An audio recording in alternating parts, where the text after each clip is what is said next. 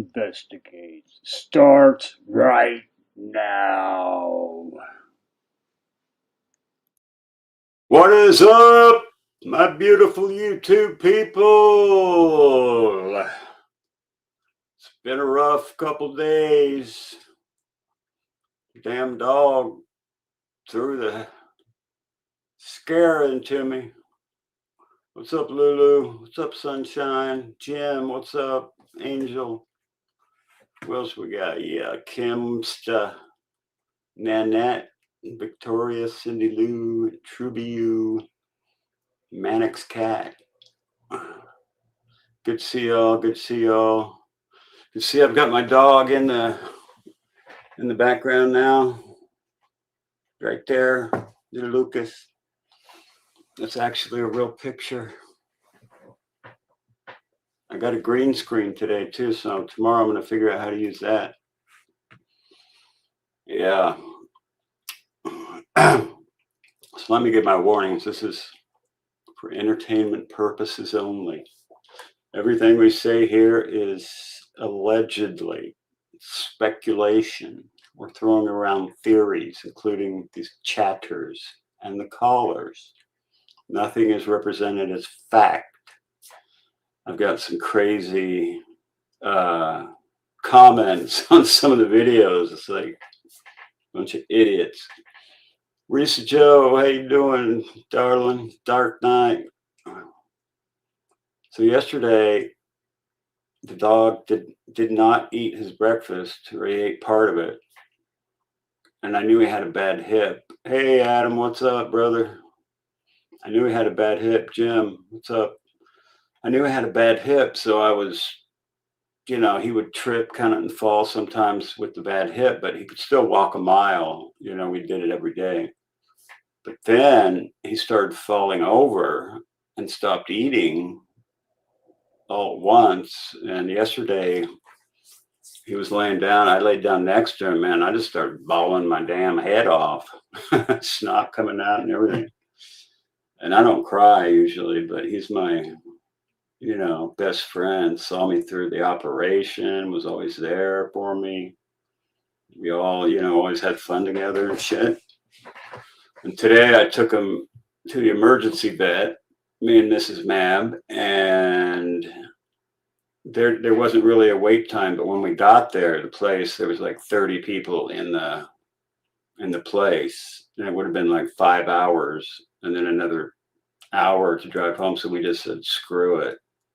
We'll stop by our other house. We'll take him to the river where his favorite place is and let him, chill there. In fact, I got a video of that. Let's show it. Where is that? It's on my phone. Did I not? It should be here, right? Should migrate to my,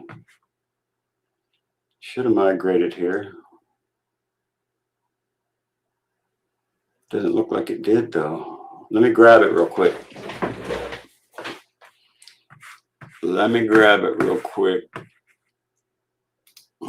Be right back.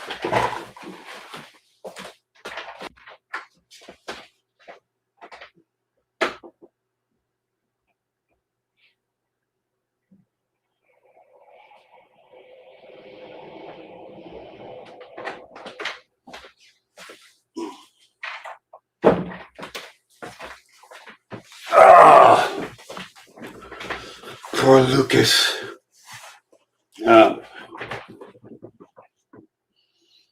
Yeah, I thought it was supposed to migrate.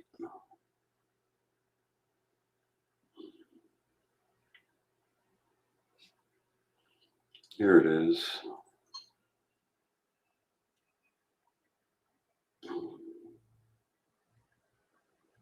iCloud link.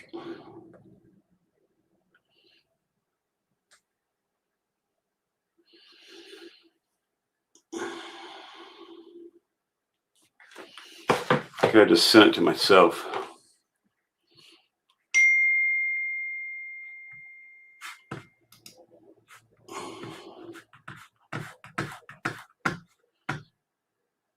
So I should take this to my photos.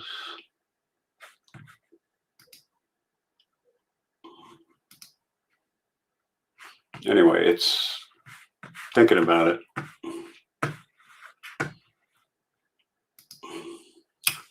But yeah, that hooker case they were talking about on Dolly Vision.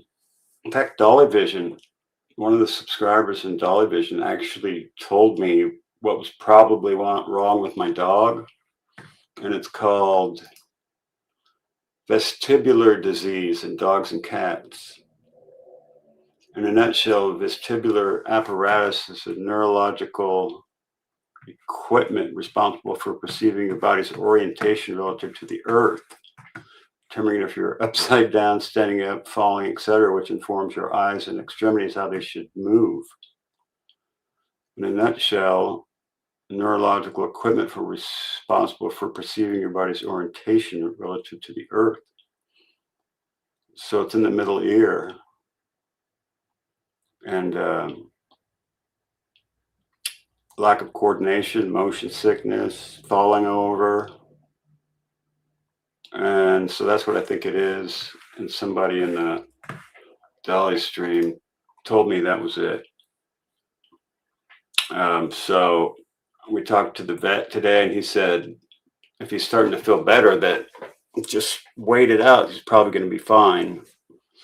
A lot of times it comes on suddenly and goes away just as fast. So we're just going to play it by ear and then hope that everything works out. Hold on here. Let's get back over here. Let's see. Let's see if I can get this into my...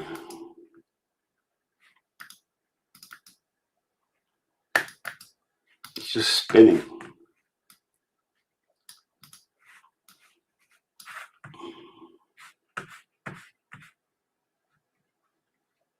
It's working on it, I guess.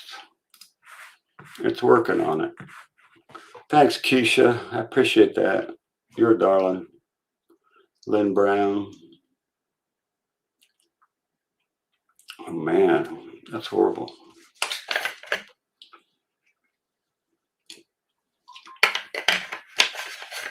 I do have I think I got a video of my completed, let's see. Let me share this. This is Mrs. Mab's new garden.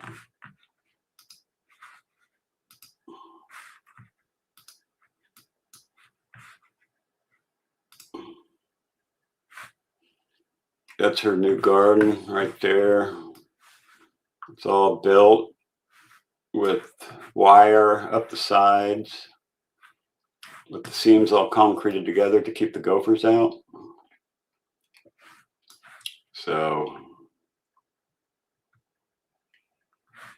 that's cool. But that's weird that the videos aren't merging to my device like they're supposed to. Because I just took a video earlier of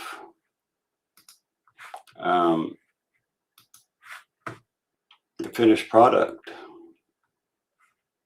Here it is.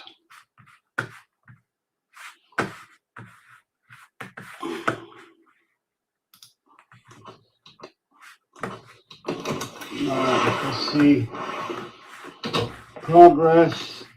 No more dirt in the front yard. Final grading for this part and this part. We'll have to slow down, buddy. Mrs. Mab's double-decker garden is in. There's the double-decker I built. Lower deck.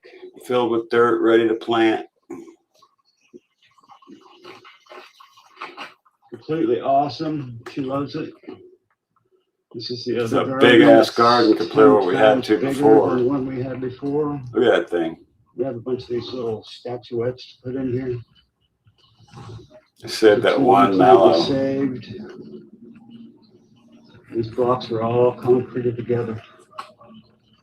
So we're pretty happy with it. Well, she's pretty happy with it. I'm happy with it too. Anyway,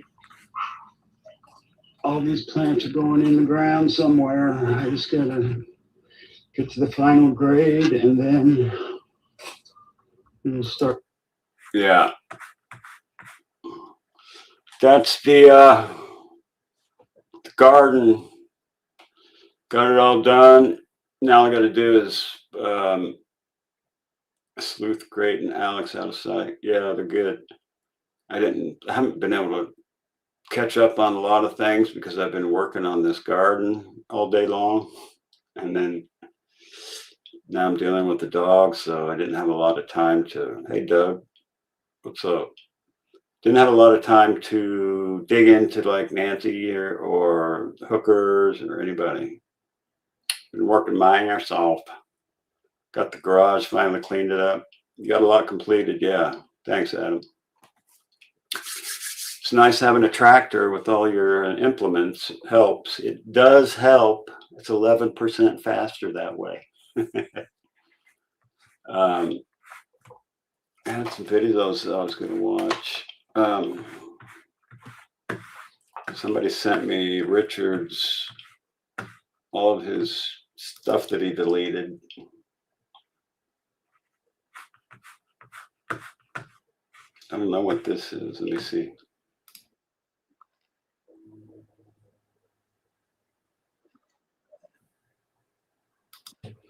They must have talked to each other and must have told Sleuth to delete the videos off of his channel because they're gone. So if anybody has the full video of the Burger Chef Cipher video from Sleuth's, I'd like to get that if anybody has it. That would be awesome. And another little let's see.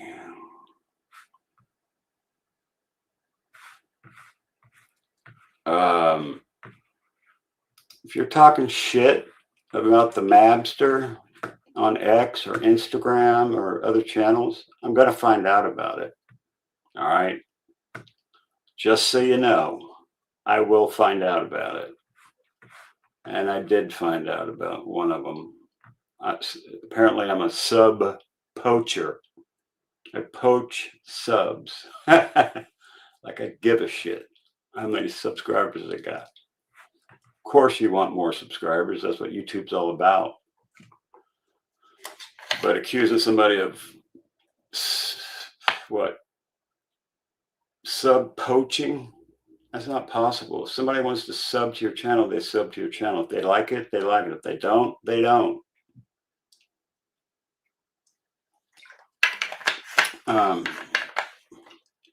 Just stop what? Oh, I got the ciphers. Really? Michael called him threatened legal action? Damn, I didn't hear that.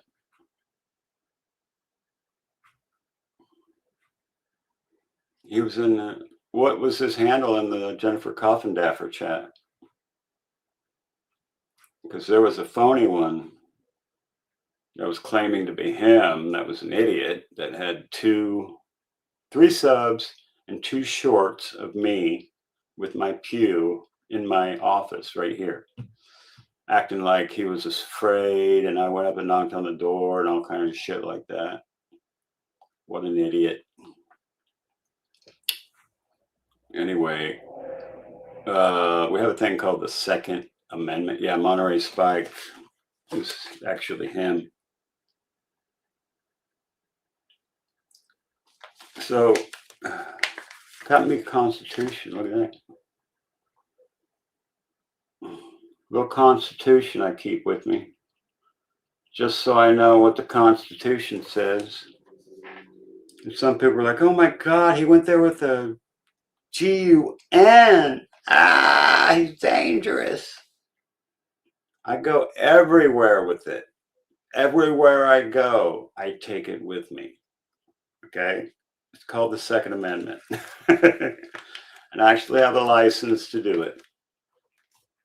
The Second Amendment ensures that we have the choice, a well-regulated militia being necessary to the security of a free state and the right of the people to keep and bear arms, and it shall not be infringed. Okay?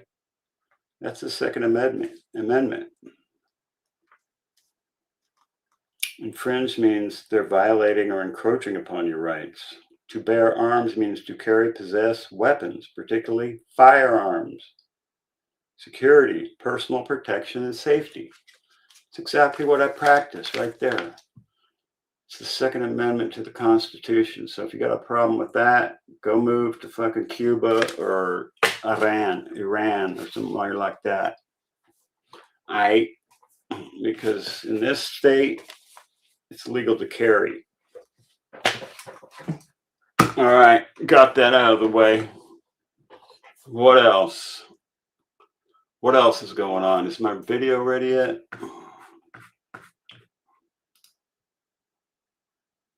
Why is it just sitting there like that?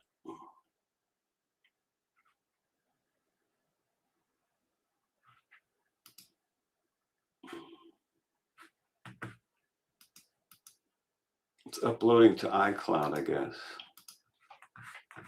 Whatever. I could show it to me on my phone, though. If I sent myself an invite.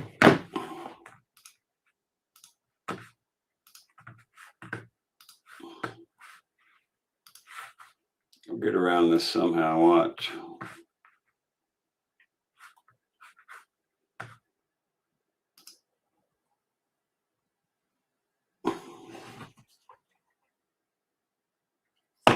Oh, wait. Okay.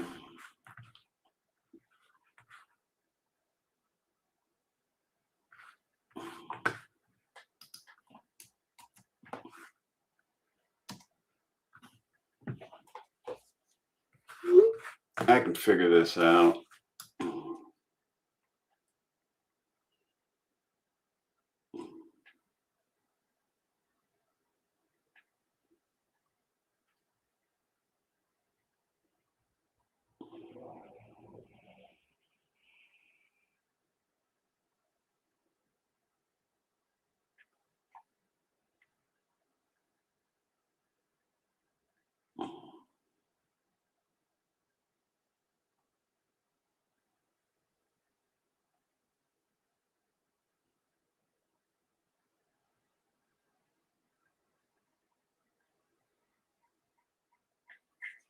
Oh.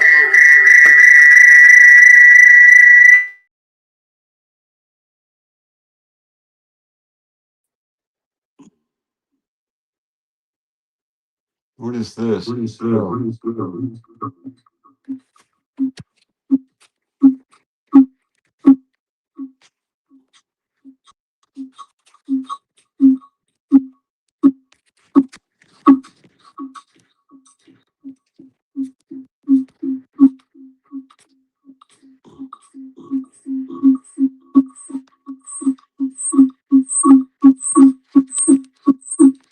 right, it's not perfect.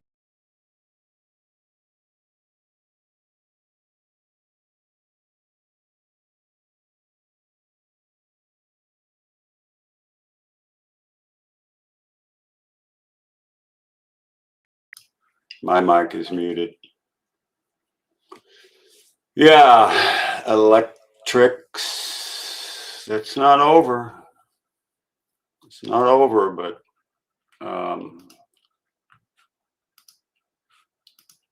I have some plans, but I can't really talk about it right now. So, what did I send myself? I wanted to talk about.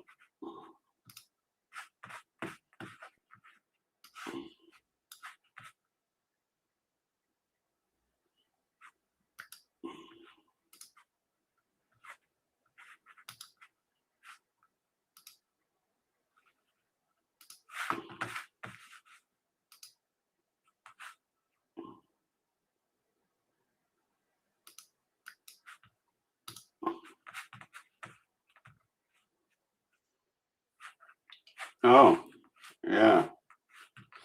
Here's a monk on Chris McDonough's The Interview Room. I think he's narrating his own appearance on his channel. Let's go here. No, it's too much. How about that? That's better. I'd like to thank everyone that was there watching me on the Interview Room live on Monday, and to the people that have messaged me saying that they came. Cool. And Chris, the garden is awesome. You just missed it. As soon as my video uploads, I'll show you. Came over from that channel, and it's awesome, and it's very overwhelming as well. Now my wife and a couple of friends were watching at the same time, and they were telling me how amazingly supportive the chat actually was. It's hard to know what to say, because there are no words to describe how appreciative it made me feel that everything went so positively. Many of you knew that I was going in there very nervous, but as the conversation with Chris McDonough and Josh from the lab went underway, you know, I felt things easing up.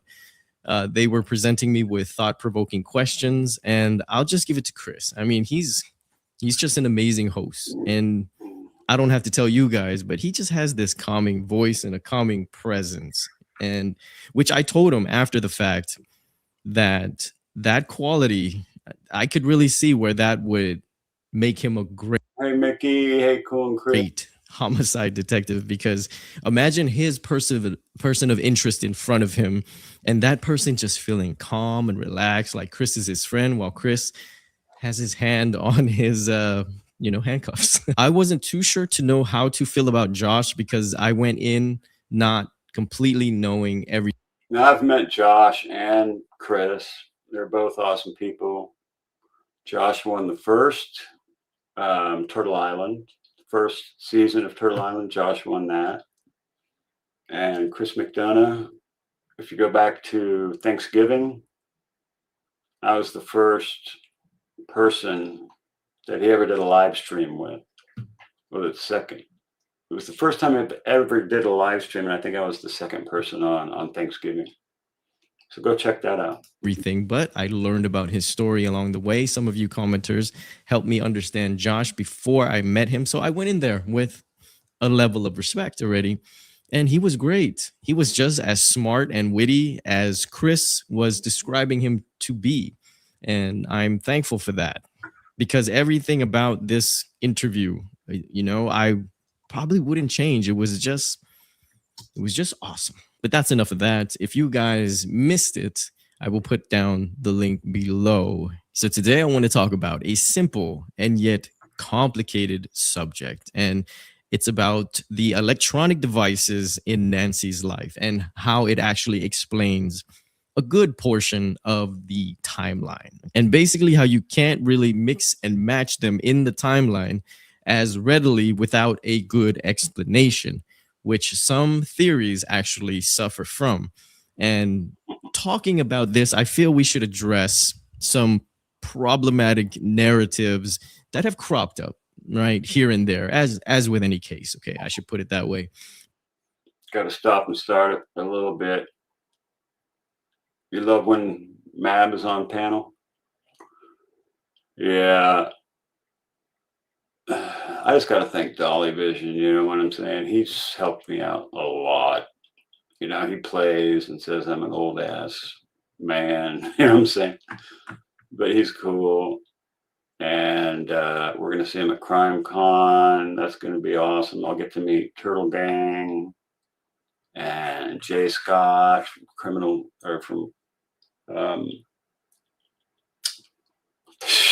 my old man brain. You know, Jay Scott from Guilty of Crime. Because I'm sure we all have our favorite theories. So I would just like to see if, you know. You need to watch the Nancy Grace Tonight Show. Your favorite theory, my favorite theories, how these would hold up in pairing with Nancy's devices. And I'll just pause for some laughter here. Now, this is a fair warning. I understand that some of you guys may be very partial to your theory, but if you would hear my points, then maybe you will come around. And, just remember, a good armchair detective shouldn't chain themselves to any, one theory.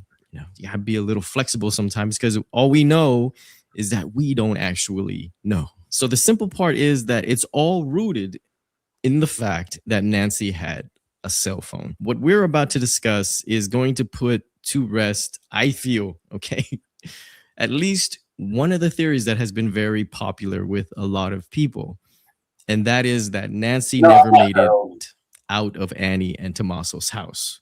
So let me just put it this way, and very carefully. I will tread lightly. I'm not that old. I can work as good as any younger man can. So I think I'm good. You know what I'm saying? I'm down to 190 now. I've lost 18 pounds. So I'm feeling good, feeling mean, feeling like a mean, lean fighting machine. Okay. If you choose to believe that Annie and Tommaso are the culprits, and that part is fine. That part is fine with me. But however, you're also choosing to believe that Pima County and the FBI don't already know how Nancy traveled that night, because her cell phone pings alone would make it very easy. I'm telling you guys, it's very easy for them to track her movements before her abduction. And this is what I want to get at. If Nancy never went home that night, just imagine detectives hearing Tommaso's story about dropping her off at her garage, at her home, and then they go and look at the data, the pings of Nancy's phone, which tells them that her phone never left their house. I'm sure that someone would be behind bars by now already. And I know. This is some of you guys' beloved theory. So just be patient with me, and I will have more proof coming up that this did not happen. Okay. Now, I want to add that it would be of utmost interest to authorities to access Nancy's Uber app as well. Okay. I think we could all agree on that, to see if she called for that ride. And this was confirmed by Pima County. They went and talked to the Uber driver themselves, and they cleared that Uber driver. And every time we talk about this Uber driver, I want to take a quick aside. And if someone somehow could get into contact with him, I just need you to ask 3 questions, okay? Where did you pick Nancy up from? Where did you drop her off? And what she was wearing.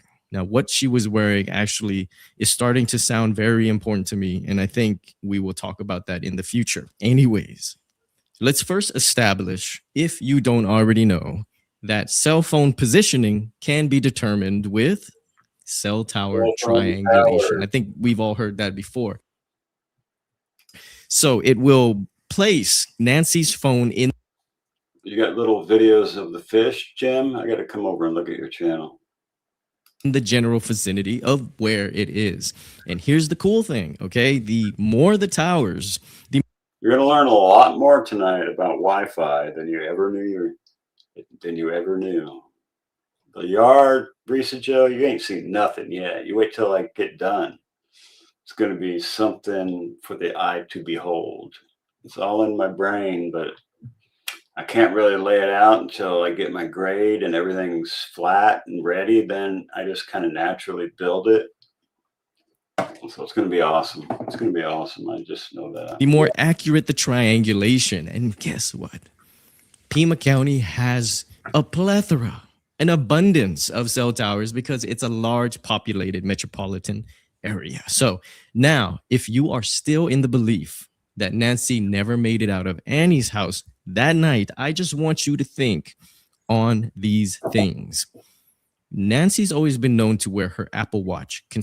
Yeah, she left Annie's house and arrived home via the evidence. That's what the evidence says. Consistently. Also keep in mind that that watch never unpaired from her phone that night. Now, of course, some of you guys might be thinking, well, I could just take her cell phone, I could take her watch, keep those together, and take it to point B, leaving Nancy at point A. But you can't do that. And here is why. Because there is something that does. That's a great thought. That's a great thought, Electrics. I believe the perpetrator was not. Damn mouse. I need a new mouse. I guess it works better without this thing, maybe. Okay. I believe the perpetrator was not financially motivated, but rather sought to hurt Savannah through psychological means, viewing Nancy as a target who could not be accessed directly. Savannah as a target who could not be accessed directly. You may have meant to say that, right?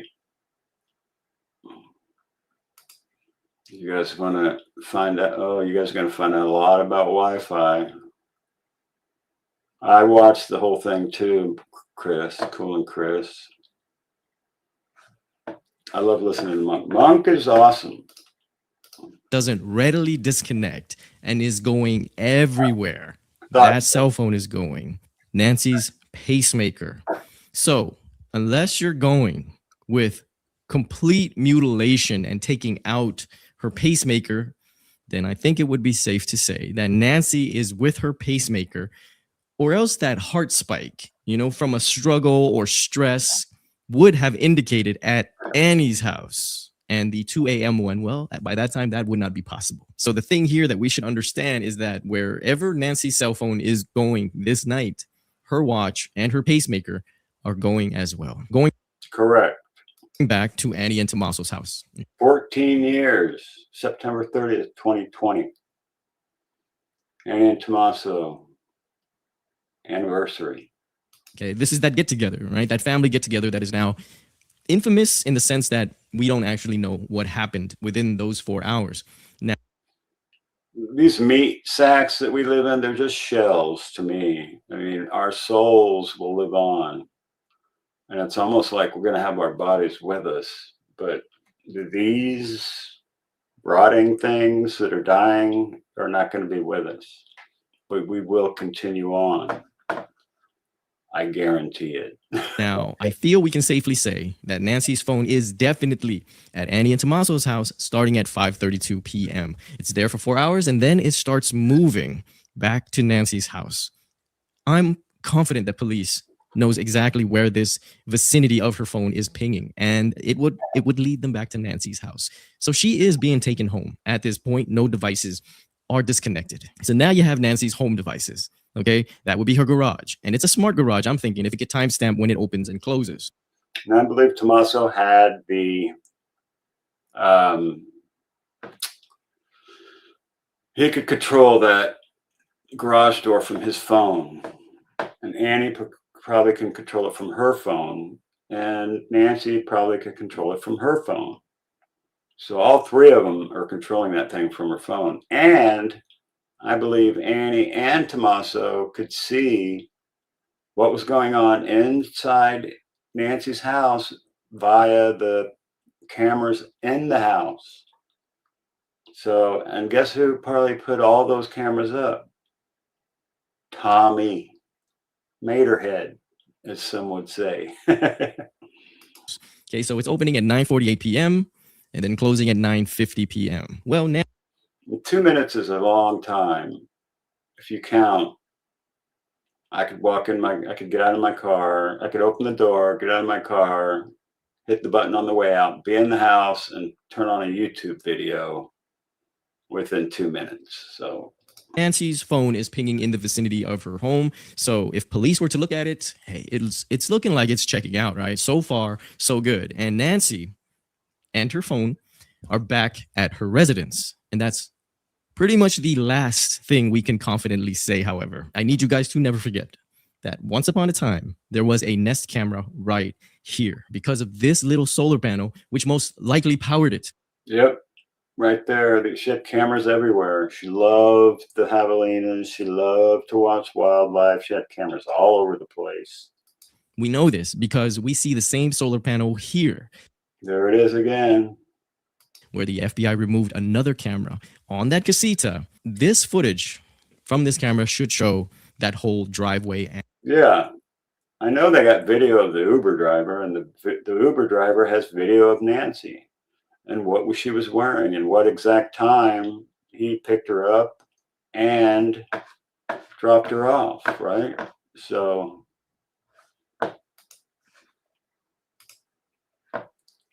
who do I got? I highlighted a comment. Oh, there it is. So yeah, she had cameras everywhere, so they have way more than they're telling us. And the garage. This footage, I've said before, might prove to be more important than even the porch guy footage. If retrieved, it could confirm Tommaso's story of bringing Nancy home that night.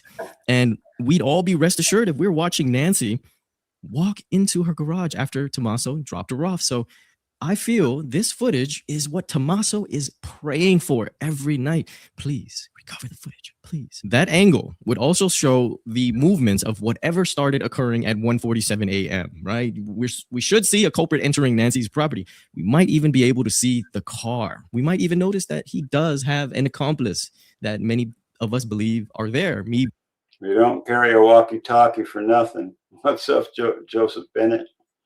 Mrs. MAB had an upset stomach earlier, so she laid down. I think she's conked out for the night. I didn't go in there and mess with her, so she's good. Being one of them, okay, propping open that back gate. So somewhere lost in the cloud are some vital clues that need to be found. And just imagine the day that they release this footage. Now, the Nest camera records a full minute of video all by itself when the power goes out. And when the power goes back on, it will connect to Wi-Fi and upload that footage. That's how they got the video from the front door. And my bet is they have a lot more video than we know about. You're signing off after 1 a.m. See you next time. All right, Cool and Chris. Thanks for coming by. We'll see you later. Got started a little late tonight. Sorry about that. It's what, 10, 11, 12, 1? Yeah, 1 o'clock. Anyway, so now Nancy's phone is inside the house at roughly 9:50 p.m. Here's something that I never heard mentioned. Tommaso's cell phone. It should have pinged every single tower, just like Nancy's. So I'm thinking that it did, just like he said. Yeah, it must have been exact pings right next to each other. The person passes away, they lose about a quarter pound.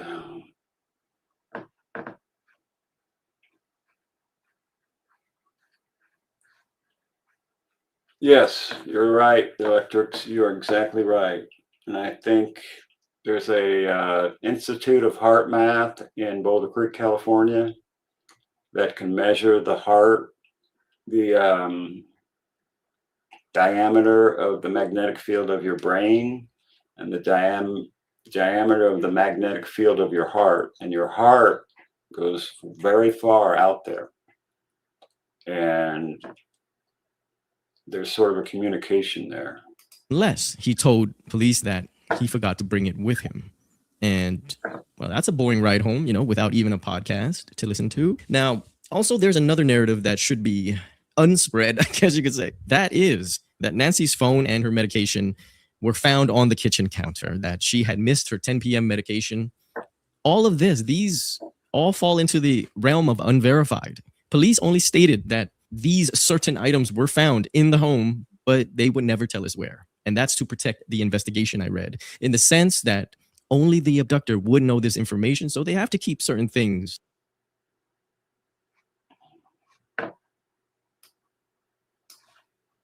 So, yeah, phone, wallet, purse, hearing aid, daily medication, and car were all found left behind. Back doors, plural, were found propped open. Savannah Guthrie mentioned it in her interviews with Huda, the lizard tongue Huda. The home's interior was generally described as largely undisturbed, immaculate, aside from blood evidence primarily on the exterior of the front porch entrance, with limited reports of a small amount in the foyer. In the sense that only the abductor would know this information. So they have to keep certain things hidden so that they could confirm. All right, Melissa Crockett. I know I'm keeping you all up late. Sorry about that. It's only 10 o'clock here, so I'm still early. Who the killer is if they ever slip up. So at this point, the Cali girl on fire. It's only 10 o'clock, right? 10:12. Police are looking at that ping data, and it's telling them that Nancy's phone is exactly where it should be. No disconnected devices, right? As of yet. So every other device that should be connected is also where it should be. This, I feel, is where most theories should start, because it is up to this point that things become a real puzzle. The first thing that happens is at 1:47 a.m. It's logged that the front doorbell camera is disconnected from the Wi-Fi. The first disconnection, this disconnection should also trigger a Nest event. Yep. There it is. Take a snapshot of that. The phone creates an alert about that disconnection, and I'm positive about this. And you know what else I'm pretty positive about? That this solitary image of the perp, which I believe is the thumbnail for January 11th. A prior Nest event, should have been created for anyone logged into Nancy's Nest app. Now, that picture of him right there, this guy here, January 11th, I believe. See how dark it is out there? This was the darkest part of the month. No moon, completely dark out there. And then when you see the pork video, it's really light. He even casts a shadow from the moon because it was a 99% brightness moon phase. Into Nancy's Nest app. The best caretakers of Nancy should have this app. And if they did, this picture would. Thanks, Heather. I appreciate that. I was about ready to watch it earlier, but then Dolly came on and I was doing subbing or modding over there. Is on it. That is a. There's some guy on there, and there's that Patriot Pride and MAB, the drunk YouTubers. I haven't had a drink since freaking, I don't know how many years. Patriot Pride, he might be drunk, but I ain't. I'm just kidding at him. But yeah, I had to boot that person right as I was on the phone with Dolly. I'm all, you're gone. You're gone. Creepy thought. Now we could all assume that Nancy. Who was it? Tether, some shit. Nancy missed it, and she just cleared her notifications, probably as a habit. But do we also assume that the family did the same? The idea of this lucky culprit had. Look how light it is out there now. The difference between that and the one before. It's not like night and day. Has always been a fly. Having one now. Have one for me, Adam. In my soup. A poop in my pudding. I'm sorry. Now, I might slip up in Vegas. You never know. I just might. About that one. That this guy is so lucky that this nightmarish Nest event he triggered just went unnoticed. And the night he pulls off this caper, the back doors might have just been conveniently unlocked, but luck eventually runs out. And I think we all know that. Right, Heather. Okay? Just ask the people that frequent those local casinos. They're in Tucson. I think there's 4 of them if you count those hotel casinos. These things put a lot of people that live near them in unnecessary financial hardships. That is proven statistically. And I would not be surprised if this culprit was in that category. Nancy has at least 3 cameras around the property that were triggering events this night. And that night, a lot of events were happening. So where did these events go? These events were being sent to somebody's phone. And maybe the FBI are already looking at the missing footage.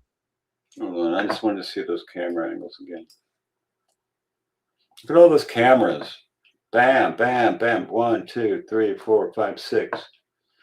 I mean, you're not doing this crime without being on a camera. And when you cut the power off, each camera is going to record at least a minute of video or 40 seconds or something like that. And that's a long time. So when the power comes back on, they shut the power back on with the cameras in their car. And unbeknownst to them, when they cut the power back on, the Wi-Fi fired back up, and those cameras that were sitting in the perp's car uploaded those videos to the cloud. And the dummies in the car didn't even know it. To somebody's phone. Yeah, I think they spent at least 40 minutes deleting the videos from Nancy's phone. But does Annie and Tommaso's phone get those same alerts? I would imagine so. I would want it if I was my mother. So, we'll see. I mean, I'd want outside and inside cameras for my elderly mother that's 84. And maybe the FBI are already looking at the missing footage from that missing Nest camera, okay? Maybe the footage is so damning that they just feel they need to keep it under wraps. You know, as long as you have your target within arm's reach, you just keep connecting the dots. You got to keep the FBI hotline open as well. You know, you just hang up on the people. And now moving on to roughly 2 a.m. That's when Nancy's pacemaker signals to her phone. Melissa, I'm just emotionally looking forward to my son's upcoming procedure. 22 is a lot. I know he will do great. I'm just burned out. Your son is 22 and he's getting a procedure? What kind of procedure, Melissa? Or are you too tired to stay? You were going to go, weren't you? We're going to pray for you, honey. Everything will be fine, just like Adam says. We got prayer warriors in this. And just to say, you know, how the Lord works, we went and we were prepared to spend $1,000 just to have my dog seen by this emergency vet. You can't go in there without spending $1,000. I got home and in the mail was a check for $800 to me from something Mrs. MAB filled out in 2023 about some medication that they were overcharging for. And I got an $800 check in the mail. That's just how it works, you know what I'm saying? The Lord will take care of you. You gotta have faith. Just have faith. That Nancy was in some sort of distress, right? A heart spike shows up in her pacemaker app 12 minutes later. Okay, at 2:12 a.m., another event from the Nest camera is created that someone is detected, which I'm also pretty sure is incomplete because it would also usually give you the location or the camera this event is being triggered by. So we're going with the assumption that this is when the porch guy decided, you know, to take out the front doorbell camera, which would only make sense since anything we've seen so far given to us by the FBI is from that front door camera. I'm also pretty convinced that if the police weren't able to see any of these events on Nancy's phone the following day when they had it and they clearly got into it, then the culprit had a clear understanding of how the Nest camera system works. And I would confidently theorize at this point that he made Nancy unlock her phone where he... Yeah, sale hounds. That could be. Could be. Night, Keisha. Sorry for keeping you up so late.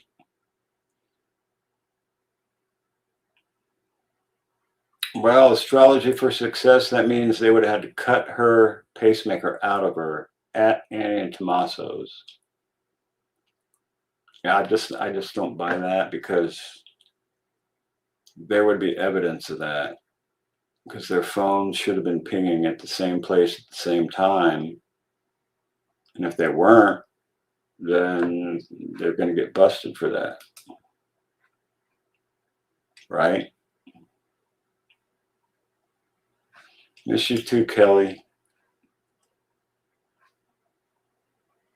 Yeah, your mama.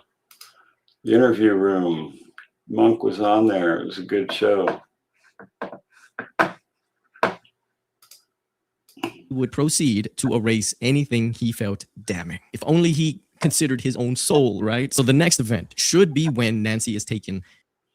I'm not sure this timeline is really accurate to the second, you know what I'm saying?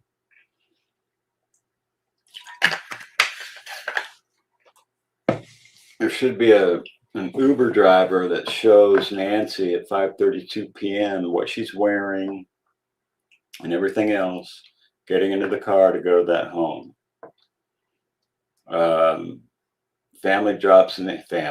Tommaso drops Nancy off at home. Garage door opens, closes in 2 minutes.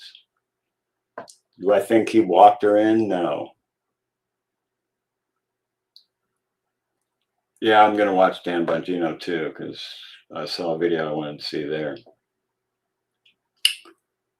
Software detects person on camera, 212.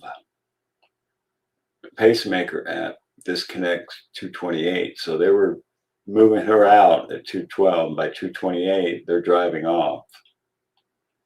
Family checks on Nancy at 11 o'clock is what I heard, not 11:56.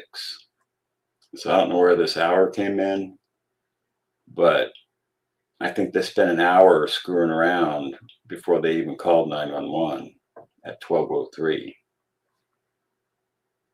Out of her house. And this would be 16 minutes later, as indicated by her pacemaker at 2:28 a.m., which means that she's at least 10 to 30 feet from her phone. That's usually the range, roughly, of when Bluetooth devices disconnect. We recently discussed how a Wi-Fi jammer could answer many odd questions, such as the neighbor's cameras going down, because I really don't want to add convenient glitching out of neighbors' cameras in exactly the right time frame to the already luckiest bad guys on earth.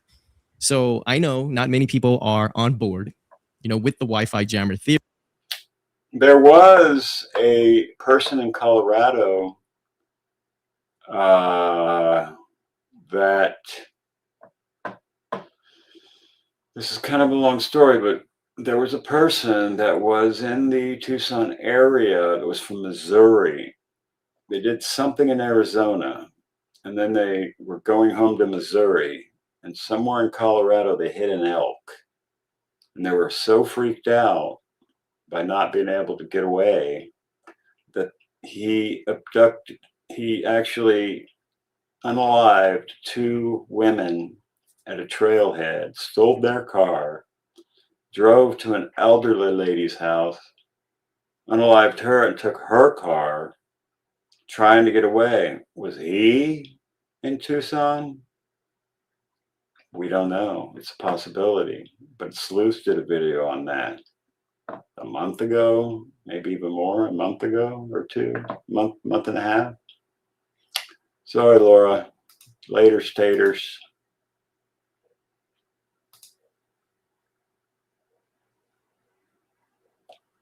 I think he may have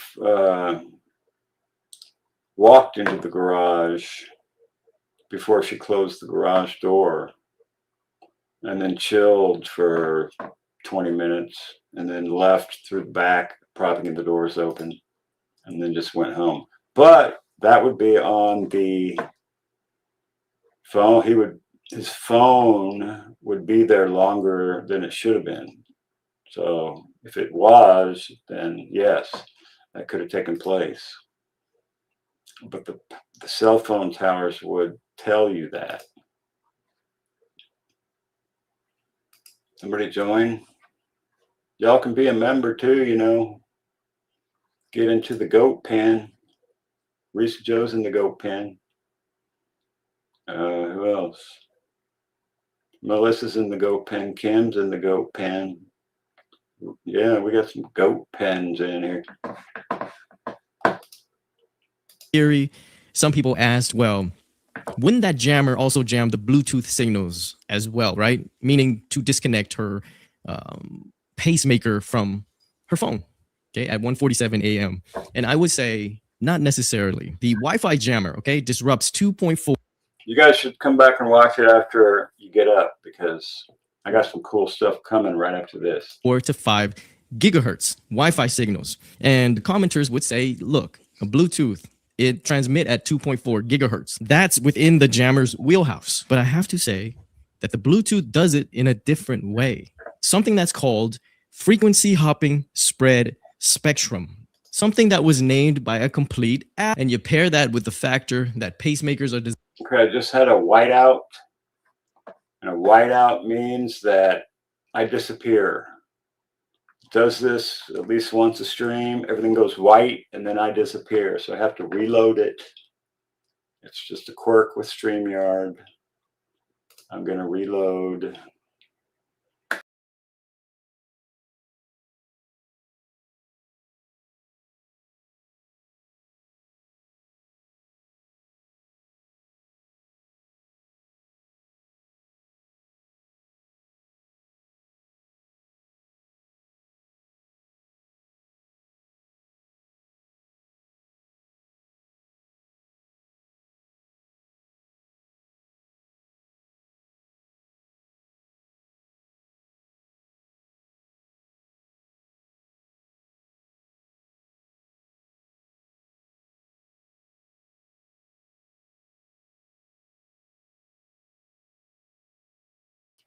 And I'm back.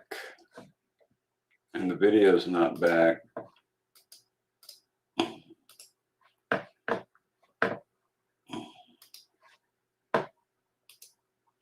I don't know why it does that, but it does that. Designed to be intermittent, and it's designed this way to save battery. The Wi-Fi jammer would actually have a hard time. StreamYard does that.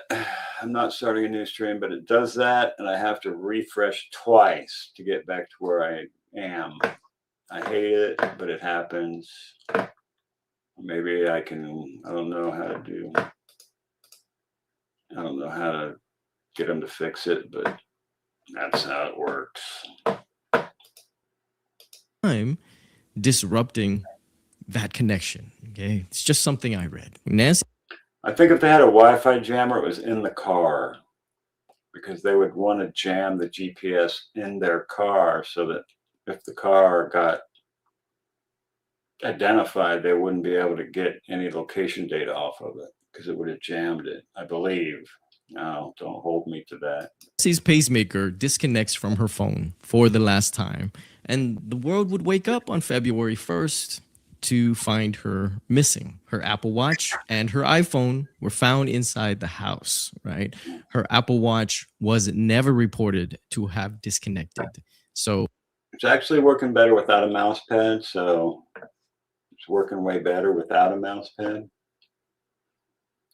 We can say that it was always near that phone. That, ladies and gentlemen, is the story that Nancy's devices can tell. And if we put all our heads together, guys, I think we can use it to tell even more about the night that Nancy went missing. I don't ever claim that anything I say is airtight, only that it's rooted in facts that were given, right?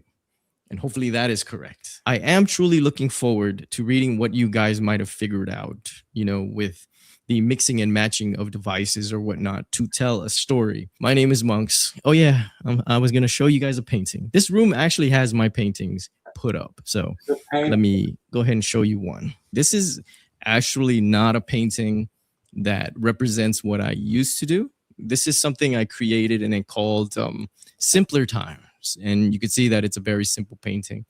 It's just a little boy or a girl. You can choose. It's very gender neutral now that I look at it. But I do believe I meant it to be a girl in the first place. And she's putting up a lost poster sign of a dog. And guess what? That little dog just happens to be walking by, but he's now a bit dirty, a little scraggly now. But she can't believe what she's seeing because she's lost him for some time. And you know, when you lose somebody for any period of time, it feels like forever. It does. I just went through it with my dog. All right, that's enough, Monk. Now,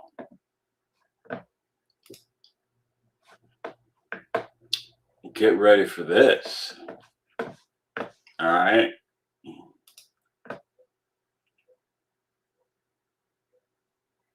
All right, Doug. I'll do that.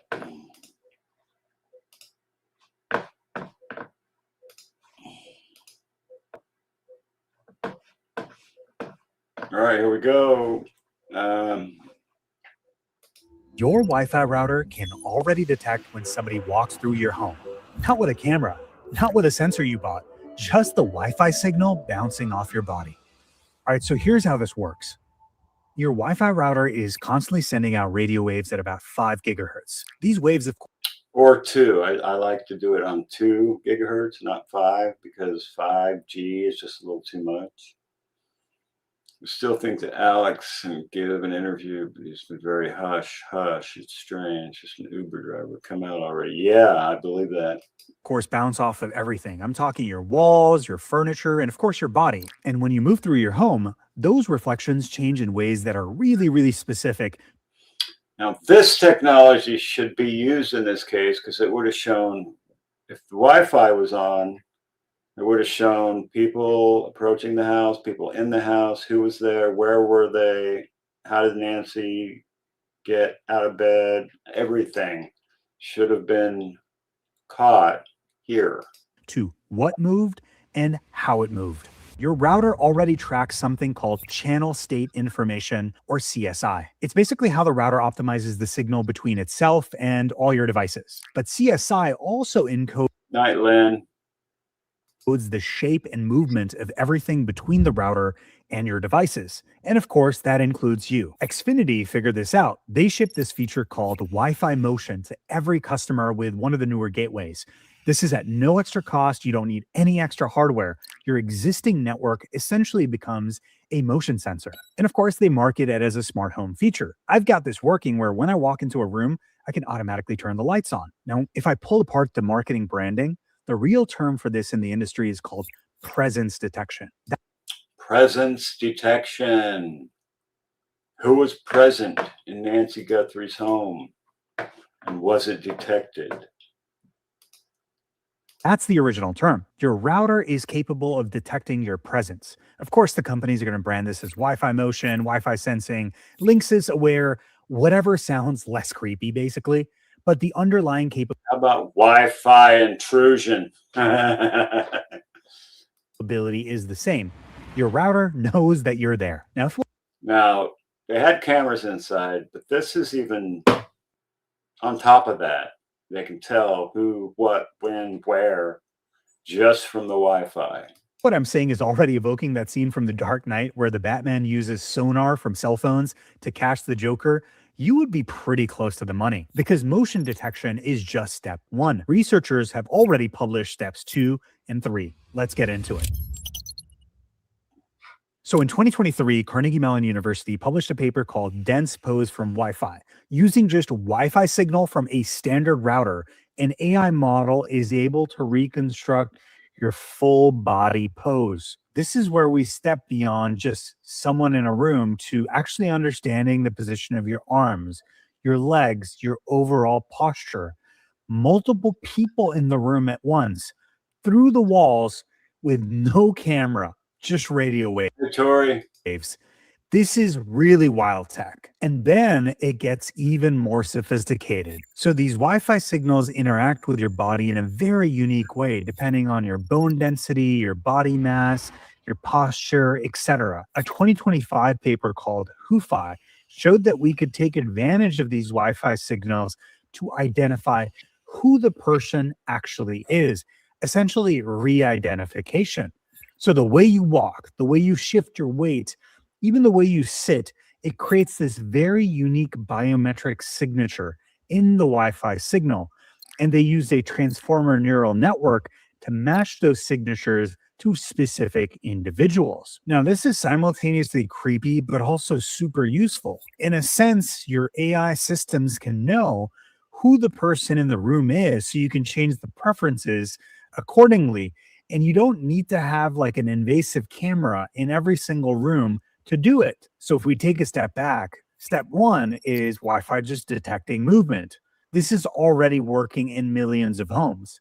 Step 2 is Wi-Fi reconstructing your precise body pose through the walls. This is published research. Step 3 is Wi-Fi being able to re-identify a specific person. Person identification through Wi-Fi.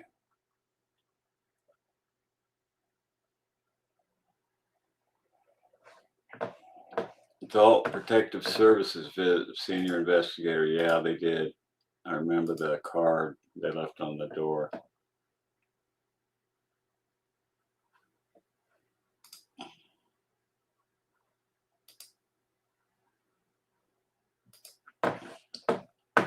This shit is crazy. I need another soda, but I gotta go do it while you guys are watching this.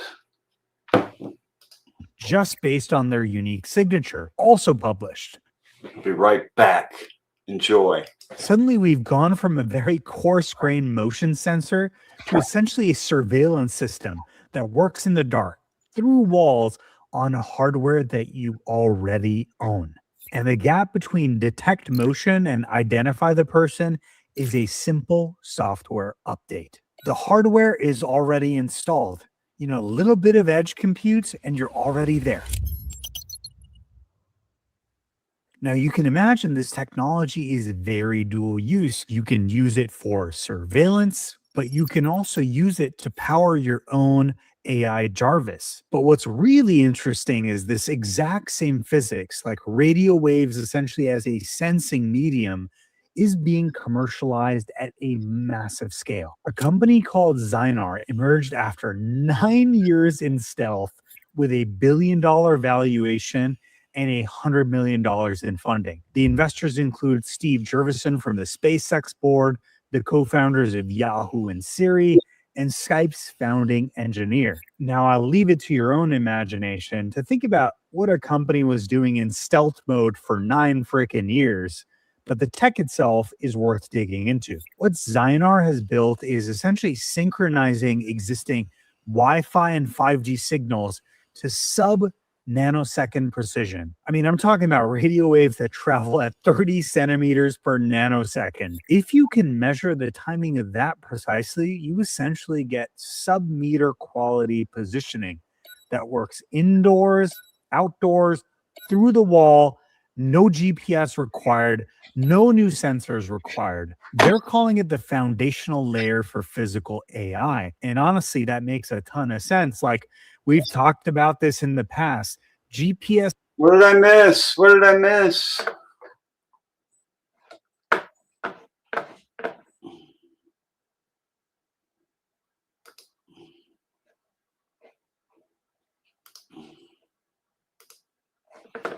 All right. Does not work indoors. Cameras can drift. Nobody has cracked a universal positioning layer for the physical world. Zynar is saying that we already have one. It's called Wi-Fi and 5G. We just weren't listening to it correctly. They've got 100 patents filed, 90 of those have been issued, and there are 0 rejections. They've already got $500 million in contracts and many more MOUs. Now, look, they have Memorandum of Understanding. That's what an MOU is in the business world.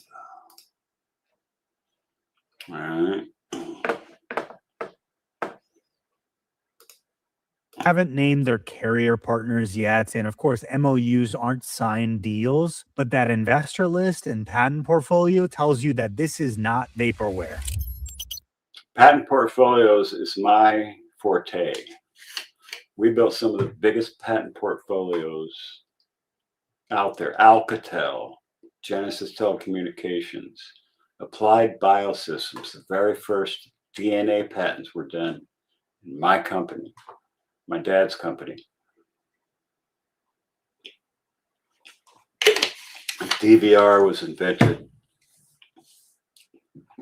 by me, just so you know. Proximal advertising was invented by me. I invented a lot of shit, and I brokered a lot of patents, so I know all about this patent stuff. All right, so Wi-Fi can see you through your walls, and $1 billion startup just turned every wireless network into a positioning grid. Now, here's where it gets really interesting, because the defense world figured this out too. You might know Palmer Luckey, co-founder of Oculus. It's basically illegal to own a jammer, even with a fake name. There should be video of the purchase. The only people allowed to purchase them is a contractor with a business license, or maybe a non-profit like me. Sold it to Facebook and then started this defense company called Anduril. Katie baby, 70 baby, hey, good to see you. We've covered their VR headset in the past. Sub up if you ain't subbed up. Trying to get to 5,000. Yeah. Hit the like, all that bullshit. And as of this week, they just raised $4 billion at a $60 billion valuation, with A16Z and Thrive Capital leading. Kind of insane. Wait a minute. That would be a good IPO to get in on.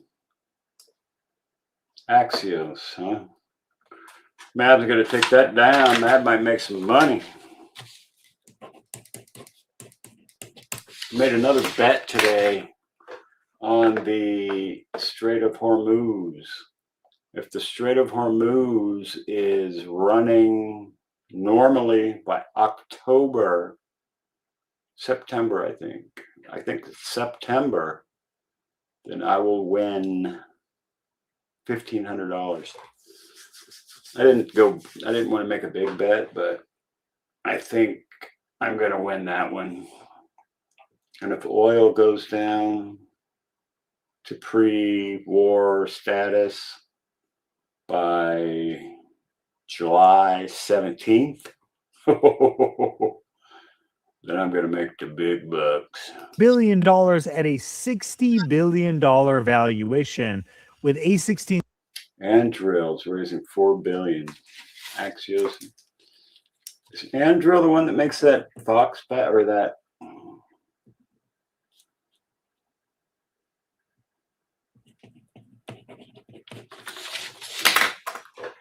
$60 billion valuation. And Thrive Capital leading. Kind of insane, but also goes to show you how much money and potential is left in the defense sector. One of their systems is the appropriately named Pulsar, essentially an AI-powered electromagnetic warfare platform that can passively sense and classify RF activity. It listens to every radio frequency emission in an area and identifies what's producing it and geolocates the source, and can even deliver an electronic attack. All autonomous, all running on the edge AI, meaning the edge AI, Pulsar. You don't need to send this data up to some cloud to process. Anduril, of course, also deploys autonomous surveillance towers on the US-Mexico border through the CBP. These sensing arrays have like radar, thermal, camera, all fused together through their Lattice AI platform.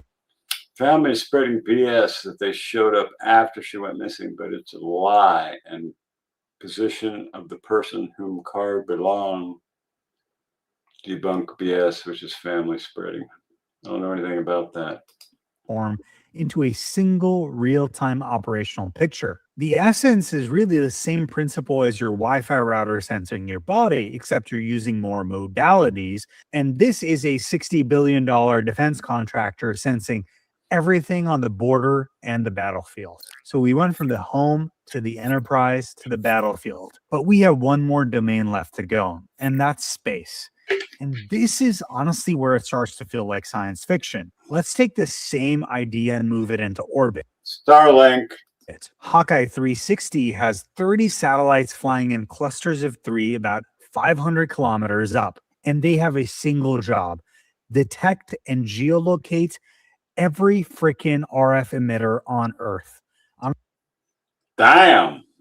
Every RF emitter on Earth. That means every radio, every CB, every radio frequency emitter on Earth. That could be everything. I mean, talking about your cell phone, your car. Damn.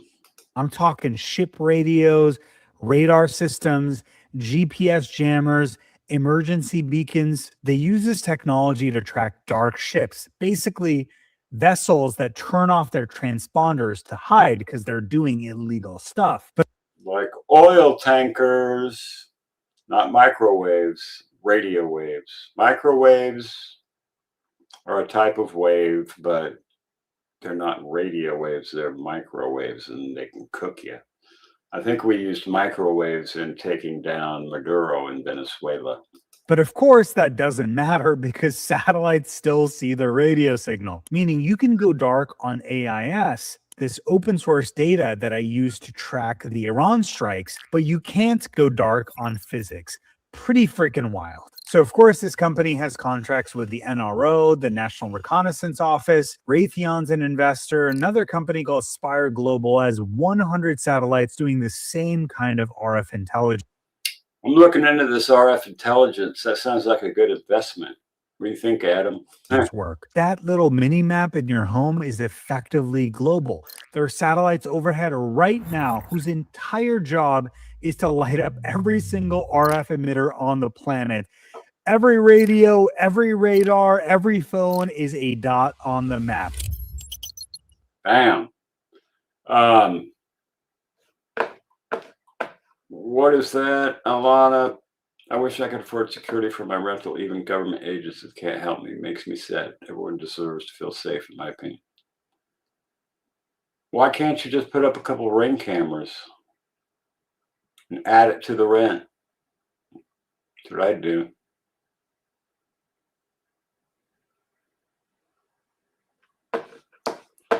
What I'm really interested in is muon tomography. If anybody knows what that is, it is a way that you can visualize what's under the ground.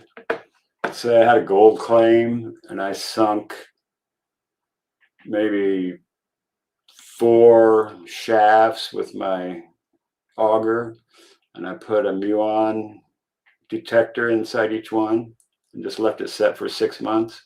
I could come back and it would tell me where the gold is. If I have any gold on my claim, it would tell me exactly where it is. And it would save me a lot of time and effort to find it. So if I take a step back, to me, these are not separate stories. Like your living room, Zynar, Anduril, Hawkeye 360, all of them have the same fundamental insights. Radio waves are a sensing medium. They're a modality to geolocate and track things in the physical world, and they always have been, right? So they should have been able to use this to see everything that was going on inside Nancy's house, unless they cut off the Wi-Fi in her house. But if you're seeing your neighbor's Wi-Fi in your house, that means their Wi-Fi can also see who's in your house. So the neighbor's Wi-Fi information may very well have captured what was going on inside Nancy Guthrie's home the day she got abducted, including how many people were there, where they walked, where they went, everything. Right? We just did not have the compute and the algorithms to make sense of it. We just treated radio waves as dumb pipes that were carrying data from point A to point B. But in reality, every single Wi-Fi signal, every single 5G pulse, every radio broadcast paints a spatial picture of the physical world. Researchers learn to read it for automation. Zynar needs it for enterprise positioning. Anduril and Hawkeye 360 read it for defense, whether they do it from land or from space. In other words, RF is the next spatial modality. RF is the next spatial modality. And every single one of us is carrying it in our pocket, and it is in our houses. So they know everything about everything about everything. And it'll sit right along. So if you're not a criminal, you're good. If you're a criminal, I don't know, you might not be so good. Side LiDAR, RGB cameras, infrared cameras, except this tech is already deployed in every building, on every battle space, and overhead in orbits. And it already works through the wall, in the dark, in shitty weather, with hardware nobody thinks twice about. To take even a bigger picture, this is yet another layer being added to the stack for physical AI. I mean, think about the tech I had a chance to work on, visual positioning system. This is the tech that uses cameras, LiDAR, 3D maps, and all.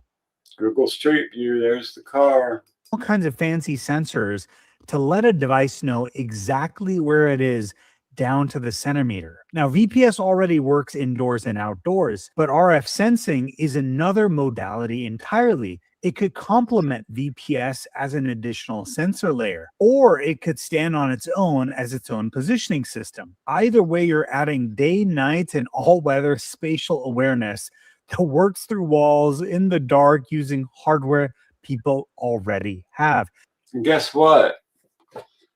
I own 12% of a patent that says that the old GPS used to, if you were looking for a gas station, it would give you all the gas stations around in a circle from where you are.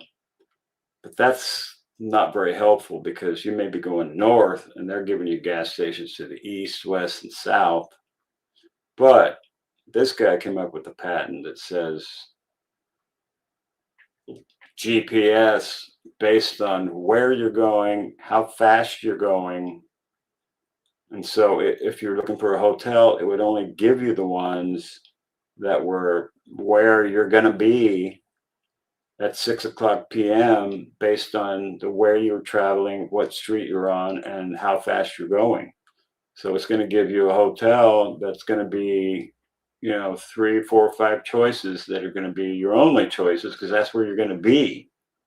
And we got a patent for this guy, and I own 12% of it. My dad owned 12% of it, and the other guy owned 25% of it. And then, he owns 50%, 12 and a half, 25%, and me and my dad own 25%. So I sold that patent portfolio for $4 million. So that was my biggest payday ever. That's what makes this super powerful for physical AI in the real world, not just augmented reality, but also robotics and home automation. Now, look, the question isn't whether radio waves become a primary sensing layer. That is already happening at scale. Look at the companies that we talked about. They can have all the 15-minute cities they want. I mean, don't mean I'm following that model. Go wherever the hell I want. Most people don't even know that their Wi-Fi is capable of seeing. The question is, what do we do with this technology? Like, it took us so long to realize that GPS location aggregated was both useful, but also pretty freaking. The Mabsta ain't no damn million. Well, I sold everything I had, it'd be a couple million maybe. But if you sell, I need that cash, man. You can be property rich and cash poor, if you know what I'm saying. So it's not all bells and roses. I have to still take care of all these properties, do all this work. My goal is to get this whole property done to where I don't have to ever do anything again. Then I can go to the other property and get that ready for retirement. And that's my plan. And scary. I think we're going to go through that same uncomfortable period with RF as a sensing layer, but we have so many lessons from the past. We need to take advantage of those learnings and have our eyes wide open, pun intended, about what we can and should do with this technology. In my opinion, it's super cool to have cameras outside your home, but cameras inside your home is kind of freaking creepy. So if you can use these passive sensing modalities to figure out who and what's in a room, that's freaking amazing for so many different applications. If you got people in the wild trying to do bad things and evade the authorities, it's amazing to use this technology to track them down. But I keep going back to that scene from The Dark Knight. And really, the cliche quote comes to mind: with great power comes great responsibility. That's the key phrase. With great power comes great responsibility. The next big case, MAB gets abducted. If that happens, there's going to be somebody in a body bag, and it ain't going to be me. Meanwhile, most people don't even know their Wi-Fi can see. If you found this video interesting, please send it to a friend. And if you want to learn more about visual positioning system and how it fits into this physical AI picture, check out this video right here. If you're not subscribed yet, now's a great time. help you map the frontier every single week. Bilal signing off, and I'll see you on the next one. This is your Wi-Fi continue. Here's how. It's Bilawa Sidhu. 183,000 subscribers. And this video is from 1 month ago. So if you want to go see that and check it out, go do that, because this guy's awesome. And the technology is awesome. And they could be using it on Nancy Guthrie's case. They should be using it on Nancy Guthrie's case. If they're not, they're idiots. What's this? Bombshell tonight. The last known footage of Nancy Guthrie. Does it reveal the killer's ID? This as the Nancy Guthrie killer's route revealed.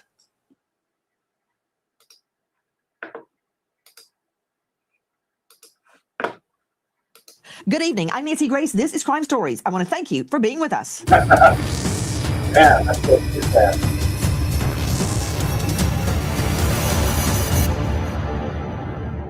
She is 84 years old.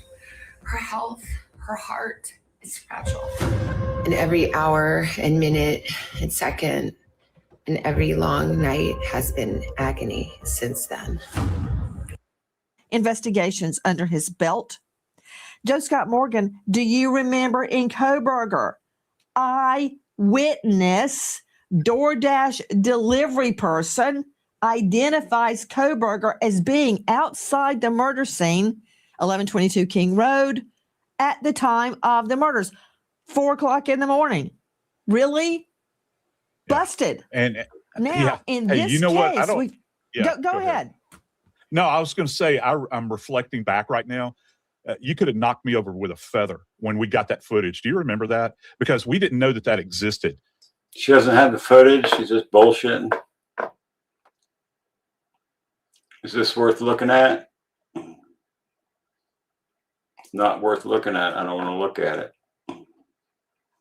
She's full of crap tonight. All right, we won't look at it. But Doug Northport had a video, right? How long is that one?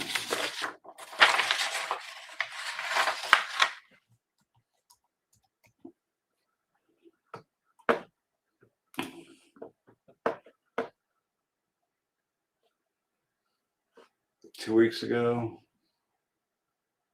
9 days ago? Let's see.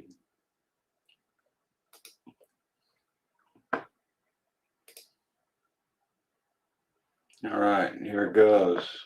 I think I've already covered this, but let's go for it. Claims that his brother is the kidnapper.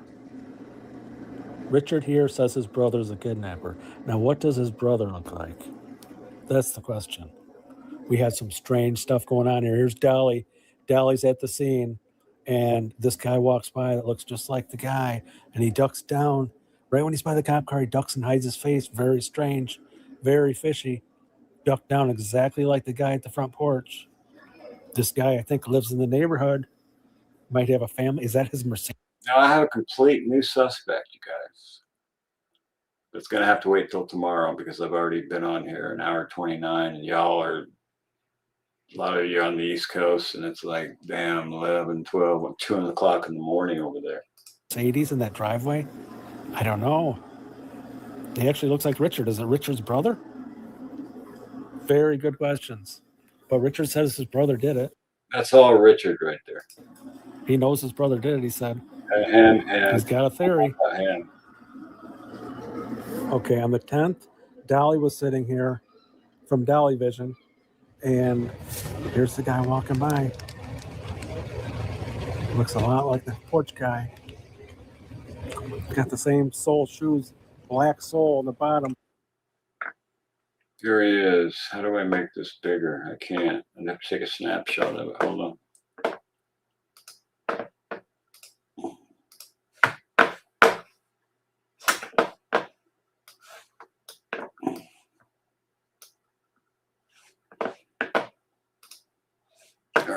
Let's continue. Kicks his left foot out, kicks it out wide, almost like how you do it with when you got boots on, cowboy boots. The shoes look really weird. I don't know if it's a cowboy boot.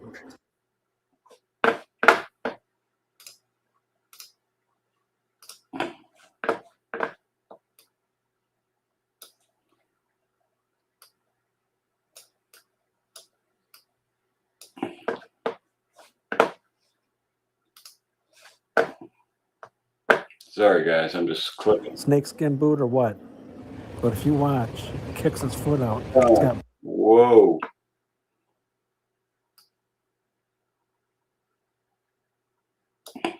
black soles. I gotta see that again.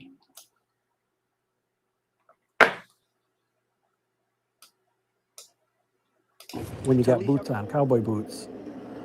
The shoes look really weird. I don't know if it's a cowboy boot, snakeskin boot or what. But if you watch, Here's the one I want right here. kicks his foot out. It's got black.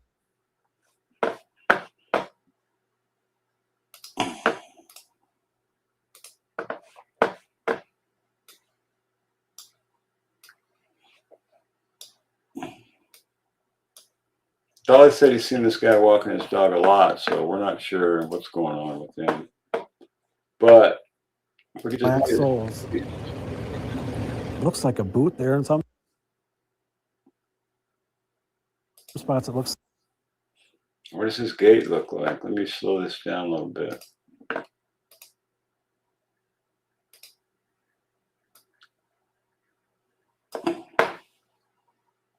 Like a shoe. The shoes look really weird. I don't know if it's a cowboy boot, snakeskin boot, or what. See if he has the duck walk. Look very closely. But if you watch, he kicks his foot out. He does. He's got the duck walk, just like Tommaso. His feet go like that. Black soles. Looks like a boot there in some Is that spots. It chocolate lab? looks like a Looks like a chocolate lab, right? shoe. And you can see, oh, he's got the dog, and he comes back 5 days later. But you saw he ducks by the cop car.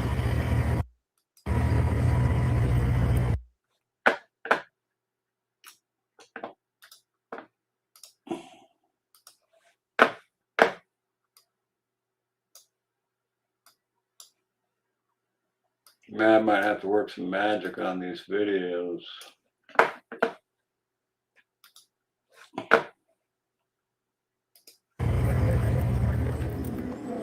But look at how he ducked, just like the guy at the porch. I mean, is that a coincidence? Look at that. Like he's hiding from the cop.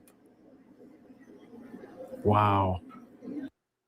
Khaki color, we don't know exactly what color the perp's wearing because the video is in black and white. You're right, Strawberry Nani. Who is this? Is it Richard's brother? I don't know. Looks a lot like the two backpack guy. Now here he is. This is from 5 days later. All right. Let's back that up a tad here. Like the two backpack guy. Now here he is. This is from 5 days later. That's a good one. Got to get that one.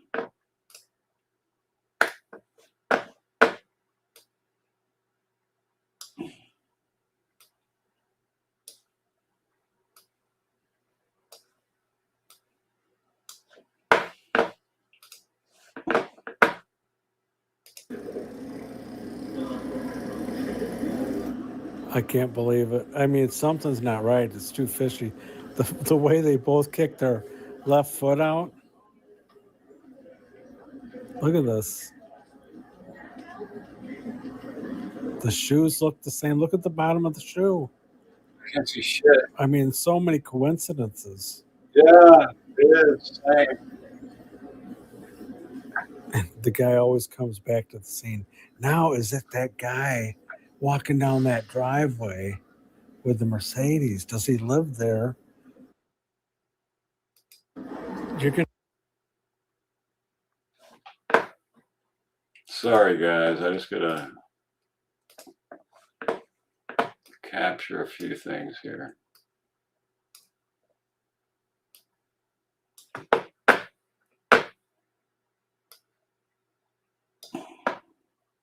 I'm not saying this guy did anything. I'm just making sure I capture what I can. gonna see. Look at the way he kicks his foot out, like he's walking like he's a soldier, like the toes kick way out. Like, and I think that's how you usually walk when you have boots on, because they're so uncomfortable. You kind of flip your foot out, and he walks pigeon-toed in both things, and the feet, they flip out exactly the same motion. Get an expert on this. It's I mean, I'm not an expert, and I can tell. Any expert's going to tell you it's the same way he kicks his foot out to the left. Same exact thing. This has got to be the guy. He had the balls to come back to the scene and walk in front of everybody. He did it because he didn't know that they knew the video footage hadn't come out of the porch guy. It hadn't come out yet. This was the morning that it came out this day, but it came out later on. Wait a minute. Now I'm showing you, like the boots, it almost looks, you can see the pant leg. He didn't know that they knew the video footage hadn't come out of the porch guy. It hadn't come out yet. Okay. Let me tell you something right now. This guy is not this guy. This guy is not this guy. I know that because I've studied this guy. This is two backpack guy. Same guy that was in DGL's blue car. I can show you the pictures. I got them. So this guy is not this guy. I don't know if this guy is this guy, but the head, this guy's head is way more like this guy's head than the middle guy. So the right and the left look more the same than the middle. This was the morning that it came out this day, but it came out later on.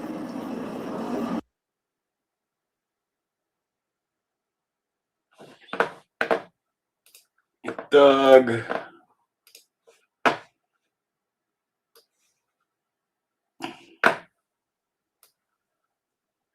I'm gonna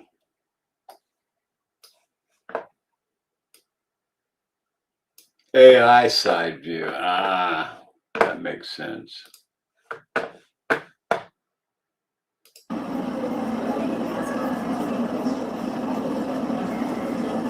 Now I'm showing you this again Not this. because listen to the boots. It sounds like he's got boots. I said it was Clydesdales, but I don't think it is. It's boots. I don't think there's anything to do with this. Very strange. This has got to be tied to it. There's no way it isn't. It's not a coincidence. Okay, this is all speculation. I'm not saying that Richard was involved. I'm just showing you the photos of Richard that said his brother did this. Now look at the guy on the right. The two backpack guy looks very familiar. I don't know if his brother looks like Richard or what, but this is the two So the light it took out of his mouth. backpack guy that night that Nancy went missing. Looks very familiar. We actually had a lady say that it looked. There's this blue car right there, back there. From DGL. Looked like Matt Lauer. Said that it looked like Matt Lauer, but if you look carefully, This guy's got a really, really pointy nose. All right, so porch perp and double backpack guy is his brother. Really? Two backpack guy is RN's brother. I'll have to look at that, but the nose is, I'd have to see And I do have pictures. I've got some very explosive emails that I got, but I can't show them to you yet because I haven't verified them. But I got some crazy shit in an email. One of the pictures is actually Porch Guy and Nancy Guthrie in the same photo. That's coming out tomorrow. Actually, Richard looks like Matt Lauer. You look at that photo on the left, and it kind of looks like Richard. But I'm not saying Richard did this. Richard said his brother did it. I don't know if his brother looks like him. But look at, we got the Kia Soul. The Kia Soul was in the back left where he was at the fence there. And then we noticed there was blood. Kia Soul, blood on the back. I don't know if that's blood or not. It could be the logo right there. I'm going to take a snapshot of that. What the hell? Oh, it's CapCut. I had to make a new intro because someone thinks that they own the copyright to CapCut's music. I'm like, do I have to fight this thing on every single video? I'm just going to have to change the music. So I did.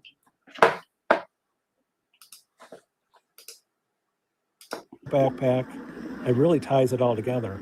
And look here, he looks very similar. Okay, we're going to go back and show the whole timeline for anybody that hasn't seen this. We're going to start from the back. And at 9:48, they get back.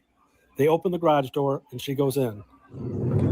We block himself with a towel or a cardboard or something. And he doesn't have anything in his hands at this point. Coming up to the... But I have a picture of this guy with something in his hand that looks crazy. The restaurant I was referring to, no. Law enforcement allegedly ended up going to Richard's house. We don't know for sure. I never saw a card or anything. Yeah, Luke is not out of the woods yet. Federal judge had felt there was strong enough probable cause to question Luke. Yeah, Richard should be interrogated, in my opinion.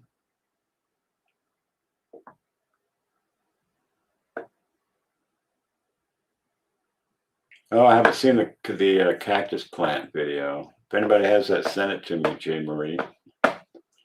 I need that. Nest doorbell camera. You would think he must not be a professional. He goes out and rips flowers out of the ground to try to block the camera. He must not think the night vision can see him right now. And he's got to get up close with the flowers, which makes no sense. I think the power's out right now, and that camera is working after the power is out. If he planned this out, he should have had something, turned his head back and walked up with his hand, just like that, but far away with his head turned. He should have been prepared. Obviously, he wasn't prepared. I don't think this guy knows. Now, Derek Colella, secret mutilator, is way more involved than they think he is. Trial in June in Tucson. I should go to that.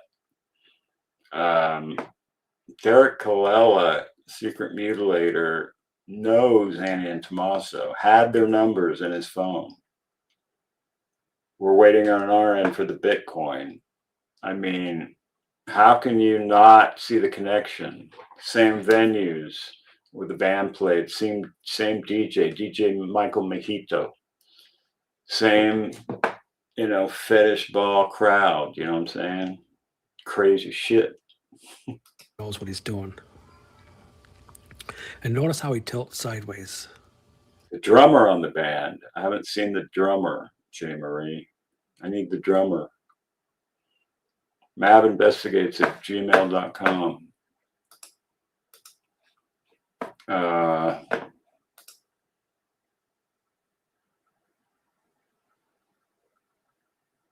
Yeah, I've got to start a Facebook account named MAB Investigates. I also have a group named MAB Investigates, but I haven't ramp that up yet. There's the email. If you guys want to show some love.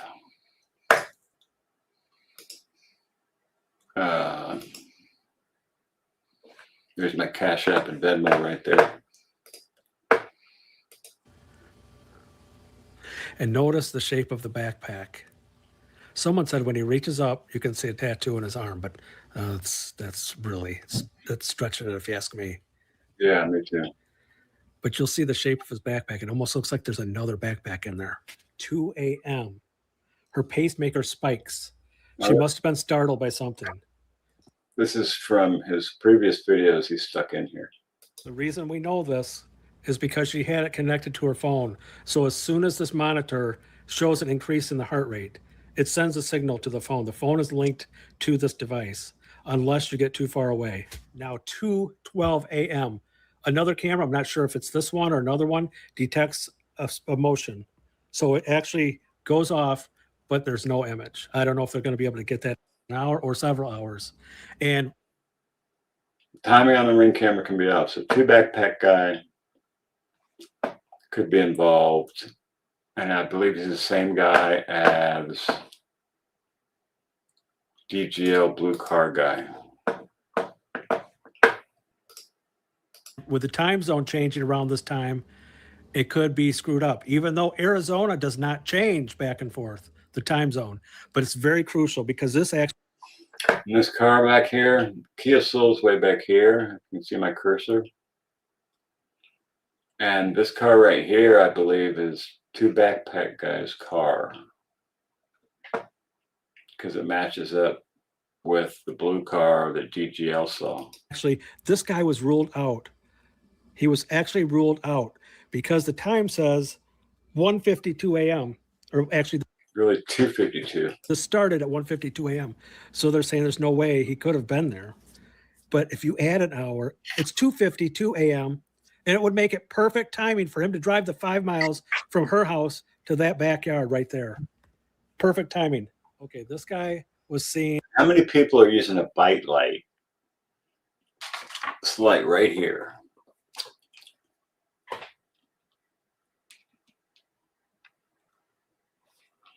How many people are using one of these things? Whoops. Yeah.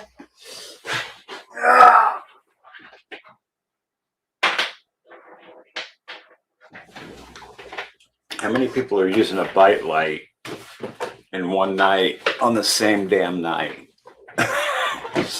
I've never even heard of these damn things.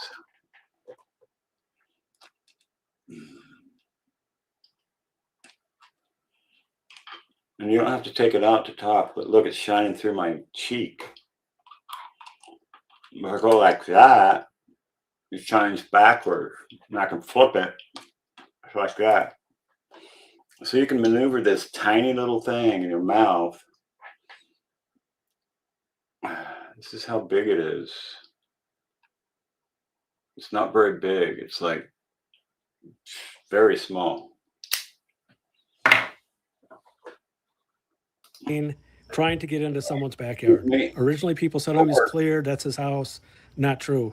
Somebody wrote in, put the Ring camera video on, and said this guy was trying to break into my backyard. So mathematically at 2:52, it makes sense 100%. This whole thing ties together. This ties together when you add that hour, exact timing. So here we have him walking up, 2 backpacks. He looked like he took a flashlight out of his mouth, put it in the other hand, put something in his pocket. Maybe it was a flashlight that was in his mouth. Doesn't know how to open the gate. See how he look at, he tilts sideways, just like that other guy, trying to get on the right side of the gate. Now he's trying to get on the left side. He has no idea how to open that gate. It's not his house. People said it's his house. It's a business, actually. It's not his house. Couldn't get in. It's a bite light, takes it back out. Put something back in his mouth. I don't know if it's, or took the flashlight out maybe. Maybe he had the flashlight out so he could see in the backyard. Maybe he had the flashlight in his mouth. Bam, right. Maybe he put it in there. I don't know. Put it out, one of the two. It's got a bite light. Because it's dark in the backyard. But this is the video we played earlier. I'm not going to explain the pocket. Is Got something in his pocket. Looks like it might be a gun. This car back here, I believe, is a Nissan Rogue, 2021 to 2024. I think I remember them saying.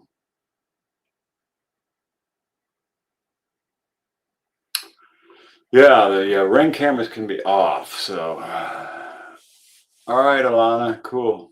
A white Kia Soul. You see it back there? I don't know if you can see it in this cut, but what I'm going to do is I'll just zoom it in so you guys get in. There is no coincidence in crime. Okay, of the what people said was a water bottle that I had of the what people said was a water bottle right here. That looks like a pew in a plastic bag with a ribbon around, a blue ribbon around it, because it's somebody's been pistol whipping somebody or something.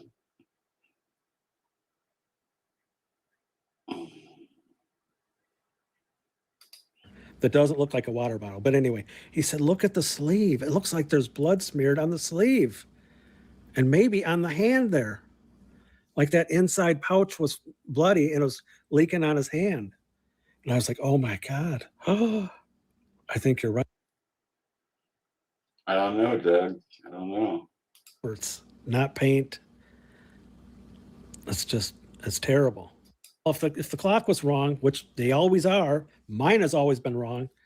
I mean, probably, what was it? One before, inside of there. See that? So this backpack could have been inside this big backpack. Who knows? Then we got the. Yeah, you're right, Doug.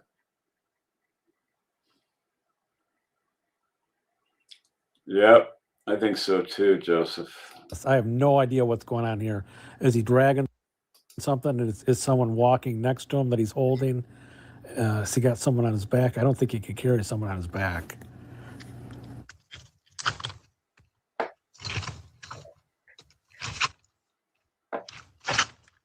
That's the same guy from the other video. That's 2/2. That's the day after she was abducted. A lot of crime in Tucson, just in case you didn't know. Shibby's Doppler Granger voice. What's that? 1 a.m. on the 2nd. I don't get it. What is there someone walking with him that he's holding on to? I don't think, it doesn't look like he could carry someone on his back the way he's walking and how fast he's going. I don't get it. Hey, Truth Warrior, what's up? Is it a tarp? Is he dragging something or someone? It's a big old. I can't figure this out. It's a big old thing. Look at this thing. It's very strange. This is in Tucson, Arizona, on the 2nd at 1 a.m. Could it be people? Can you explain this? What the hell is that?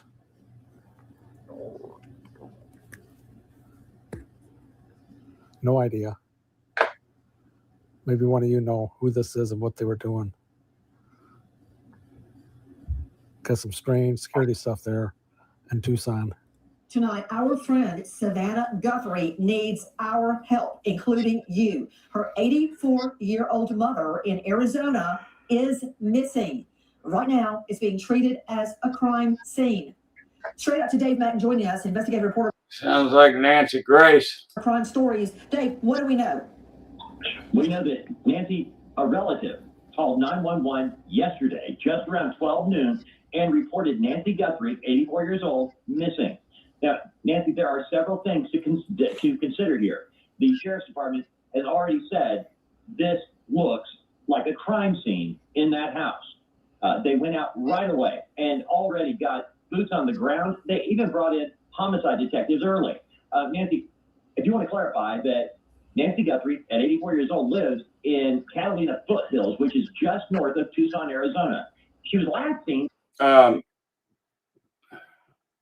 You can look up county records that are filed in certain cases tied to certain properties. So we would be able to find that if it was notarized and signed in the title report.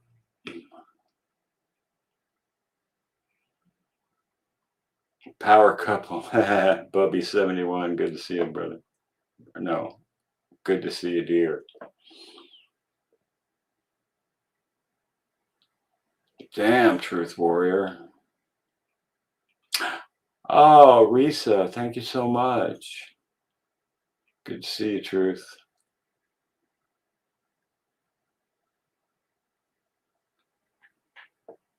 Okay, I got it then. I got a lot of crazy shit in my email right now. I just started looking at it. I'm like, damn, I'm not going to be able to process all this tonight. I'm going to have to wait till tomorrow.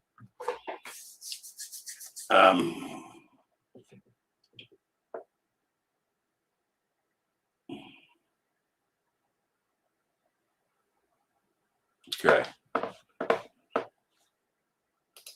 Saturday night around 9:30. It was on Sunday, as I said, midday, when a relative called 911 saying, we've got a missing woman, and I've got to assume there's more to it based on the amount of assets being used right now to locate her. They are searching the desert. They're searching the neighborhoods. They've got helicopters. They've got dogs out. They're searching for a woman who couldn't have walked away. The family told them she couldn't have walked away. She could barely make it to the mailbox most days. Why are they looking for her out and about with blood on the porch? They take 2 days and they screw up the crime scene forensically, looking for somebody who walked away. And they're doing their forensics. They're taking their gloves off and throwing them over their shoulder like a bunch of dipshits. Boy, Nanos and his crew, really substandard operation, if you ask me. Got the house protected. They didn't protect it very long, actually. The security tape wasn't up very long. They didn't secure the scene. But they got the FBI. They got all kinds of people out here. They've got crime scene investigators. And you'll see there's tons of media up and down the road. So these Karens in the neighborhood got pissed. Uh-oh, there's Mrs. Voorhees. Stop! Whoa! It's the Karen police. Oh my God. The Karens and Darrens got upset and went and told them to get out of here. They couldn't stand the people here. And there's media from all over the world. They're here for Nancy. You know, they're not here to bother your neighbors. They're just here to show the world that what's going on. But no, these Karens went crazy. So these Karens went to another level, went down to the city, had no parking, made it so there's no parking in the neighborhood, trying to get rid of all the media. So it worked. They forced them all out. So you can't park there anymore. You have to drive for miles away and get dropped off. And if they didn't stop there, you can't even stop your car. You'll be arrested. I wonder if they're going to make it so you can't breathe in their neighborhood. That's funny. They're going to make it so you can't breathe. That's a public freaking street. You ought to be able to walk there. Joined, Bubby. You're a goat. That's awesome. Thank you so much. I really, really, really appreciate that. There's no breathing. Listen to this. 0.04 miles away from Nancy's house. This is on the 19th. This is over 2 weeks after the kidnapping. I don't get it. This is at 3 a.m. This is just, he's got something sticking out about 2 feet. And yeah, I don't think it has anything to do with it. Light is on inside the Mercedes. There's an emblem on the ground, which means somebody was either trying to get in or was in. Now look at here. Look at this coat. It makes no sense. It's sticking out like 2 feet and it's clunking like it's got shovels and pans. I don't understand. Someone needs to look behind this house. It's only 0.4 miles from her house. This is very fishy. It makes no sense. I don't get it. Why is this coat sticking out? Yes, this is a burner phone that does not have a record of who owns it. This looks like a walkie-talkie, but this is actually an old style phone. This is what we used to have. It also was activated and pinged around Nancy's house in the desert and downtown, and then it was shut off. So this might be the link to the case. This is Doug Live, and I want to give a shout out to all the independent media that has been on this case. Like JLR has been there for 12 hours a day. Thank you, JLR. Brian Enton, Tucson 857, Dad's Gone Live, John DePetro, however you say it, Criminal Network, Alex, you're crazy, but you crack us up. Ted's Ted Investigates. Ted Investigates. Adventures with Jim, Another Realm. Even though she's from Canada, she's a great medium. Monk's Intrigue, Sleuth's Intrigue, Dolly, Molly, Bullhorn, Righteous Monkey, and Mark the Shark. You've done a great job out there with your drone, everything you do. Thank you so much. MAB Investigates. Did you hear that? He said MAB Investigates. ASW News, and everybody else that I forgot about. Megan and Nancy Grace. She has covered it every single day. And God bless them all. All right, that's that. I should show you the picture I got in my email. It's crazy. I'm just going to tease you with this picture, and then I got to get out of here. Holy shit, I got one more, two, three more emails.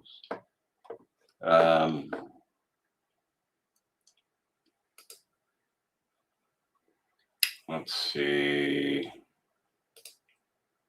Oh, this is important. I'm going to go over this tomorrow from this person.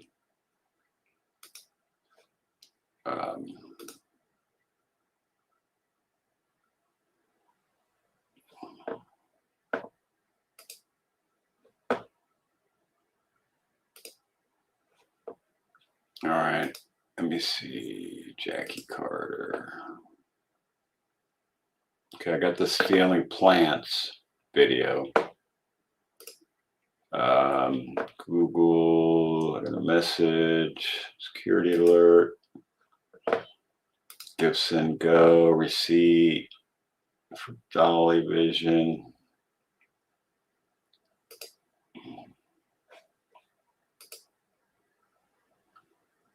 Okay, I've got a bunch of stuff here. Where's that picture?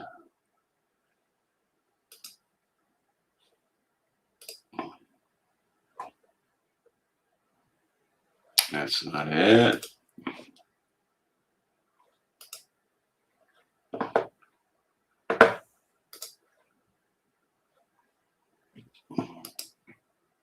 Oh, I got Michael Nolet pictures. That'll be tomorrow too. Michael Nolet, Jesse.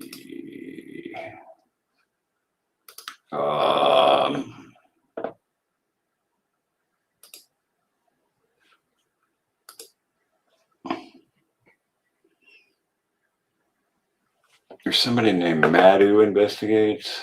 It's almost like MAB Investigates, but I'm not sure who that is.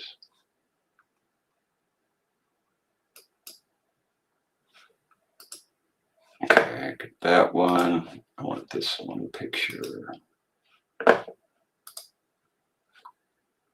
Oh, this is it.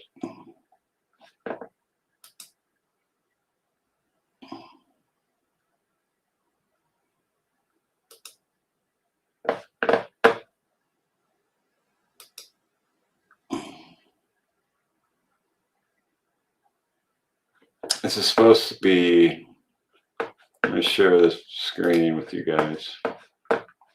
This will be the last thing. Okay, Madu Investigates. She's from Brazil. She's on Alex's channel a lot. Okay, got it. No problem. Let's look at this one picture.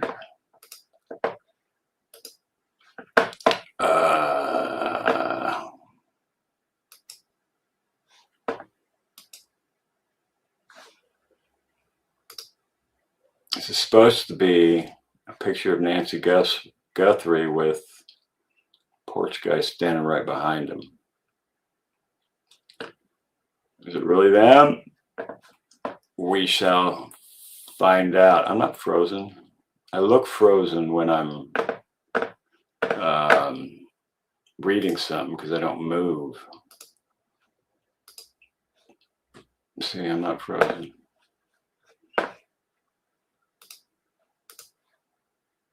I'm not frozen. Find a grave, click on the sisters and find grave and scroll down. You'll see messages that people can leave. It's there. Go to Nancy's husband, find a grave, click on his sister and find a grave and scroll down to where you see messages that people can leave, and it's there, and I have a screenshot. Send it to MAB Investigates at gmail.com, please. Strawberry Nani. Okay, let's go. All right, I'm out. Getting a little tired. There's Doggy. Pray for Doggy right there. Pray for that little guy right there.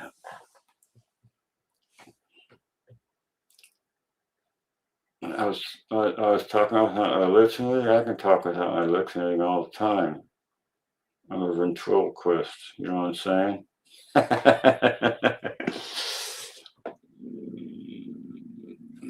I'm crazy. It's just the end of it. I'm crazy. Peace out, y'all.